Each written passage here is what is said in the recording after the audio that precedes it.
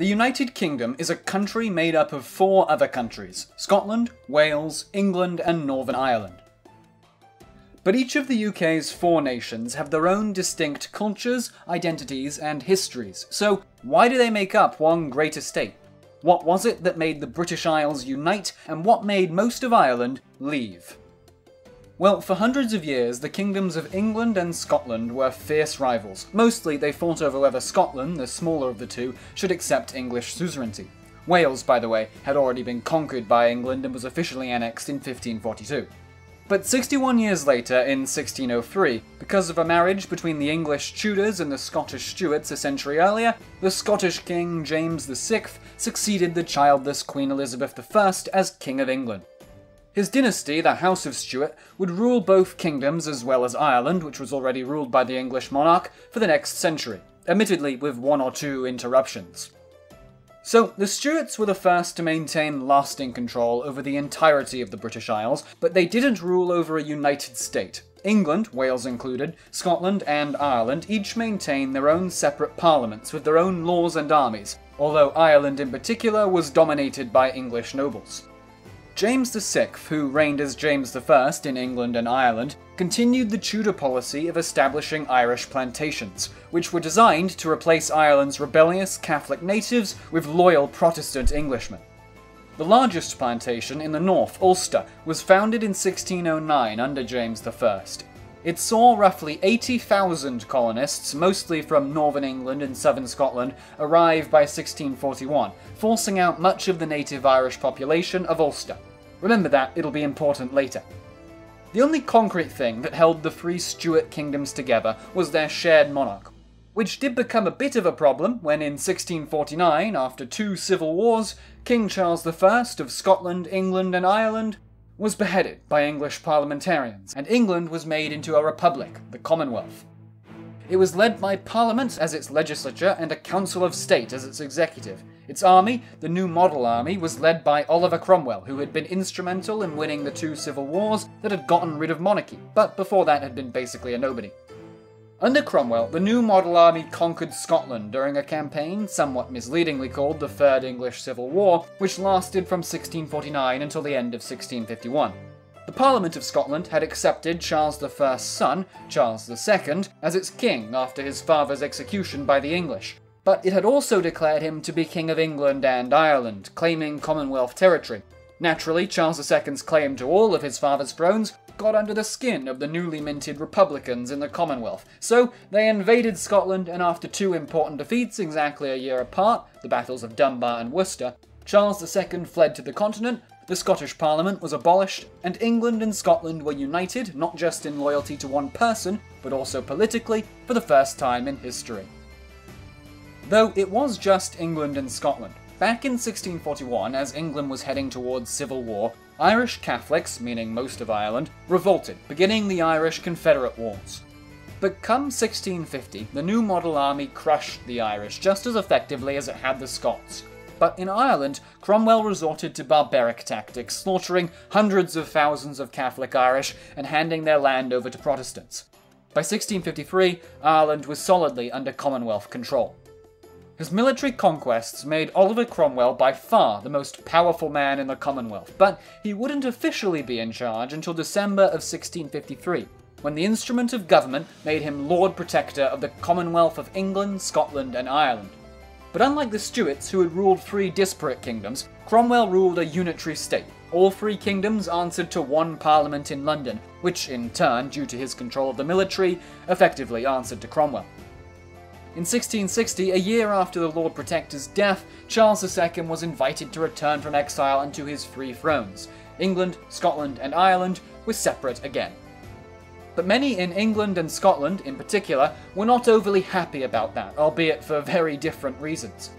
In 1689, in what became known as the Glorious Revolution, Charles II's Catholic brother, who became king in 1685, was overthrown by his Protestant daughter, Mary II, and son-in-law, William III, who was also the stadtholder of the Netherlands. Subsequently, the English Parliament passed the Act of Settlement in 1701, which banned Catholics from inheriting the English and Irish thrones, but not necessarily the Scottish one. The Scots passed the Act of Security in 1704, which gave its parliament the right to choose the monarch's successor, and worryingly to the English, explicitly forbade them from choosing the same monarch as England, if England didn't grant Scotland access to her global trade network. It was worrying to the English because up until the Union of the Crowns, Scotland had fought against England, usually by siding with France against them, at practically every opportunity, and who wants an army of angry Scots coming down and raiding you every 2 minutes? But Scotland's desire to reap the rewards of England's booming economy did give the English an in. Actually, though, it was more of a need than a desire. Their participation in the 9 Years' War and the War of the Spanish Succession had hurt Scottish trade. A famine in the 1690s wiped out roughly 10% of the Scottish population, and that's not even to mention that Scotland had sunk most of her budget into a failed colonial expedition to South America between 1695 and 1700. So, in 1706, motivated on one end by security and the other economic stability, the Treaty of Union was signed between the two kingdoms. It was ratified in 1707. The treaty formed a new kingdom, Great Britain. Ireland, though, remained separate, but still ruled by the British monarch for nearly another 100 years.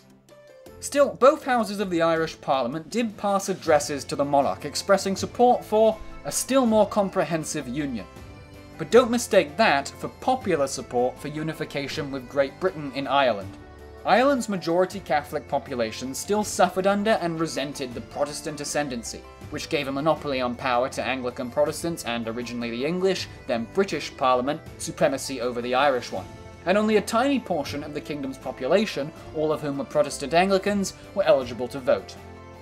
In 1714, Queen Anne, who had succeeded William and Mary and was the first Queen of Great Britain, died childless, ending the House of Stuart's rule in Great Britain and Ireland. She was succeeded by her closest Protestant relative, a German aristocrat who became King George I of the new House of Hanover. But supporters of Anne and Mary II's exiled father and brother, known as Jacobites, tried unsuccessfully to restore to power the Catholic branch of the House of Stuart half a dozen times in the 50 years following the Glorious Revolution. They found support in Ireland, which was still majority Catholic, and that's where, after the Revolution, James II fled. He was defeated and the Irish re-subjugated by William III during the Williamite War in the 1690s. But in 1782, the Irish Parliament passed the Declaration of Rights, which demanded their legislative independence from the Parliament of Great Britain. In no small part because of pressure put on Britain as a result of the American Revolution, they acquiesced and Ireland was granted a new constitution. For the next 18 years, they held a similar position to Scotland's between the Union of the Crowns and the Acts of Union. They shared the same monarch as Great Britain, but were more of an equal partner rather than a dominated subject. Of course, the Irish Parliament was still made up entirely of Protestants, most of whom were descended from English settlers, so nothing drastic changed for Ireland's Catholic majority population. In 1798, Presbyterian Irish, Protestants but not the empowered Anglican Protestants, inspired by the establishment of a republic in France, rose up in rebellion not just against the British, but against monarchy itself. They were quickly joined by the majority Catholics and were supported by France. They were put down by Irish loyalists and British troops by the end of the year.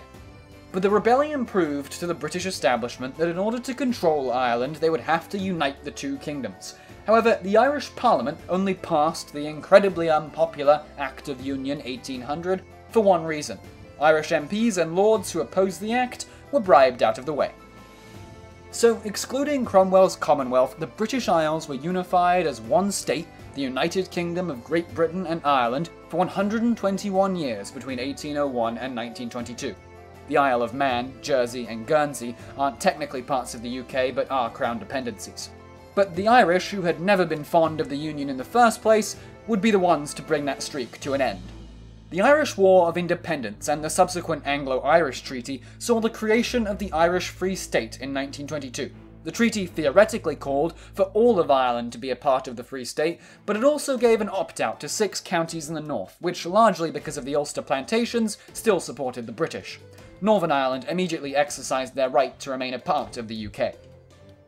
The Irish Free State was a British dominion, much like Canada or Australia, not an independent country. But it was, at least, separate from the UK, although the UK's name wasn't changed to reflect that until 1927.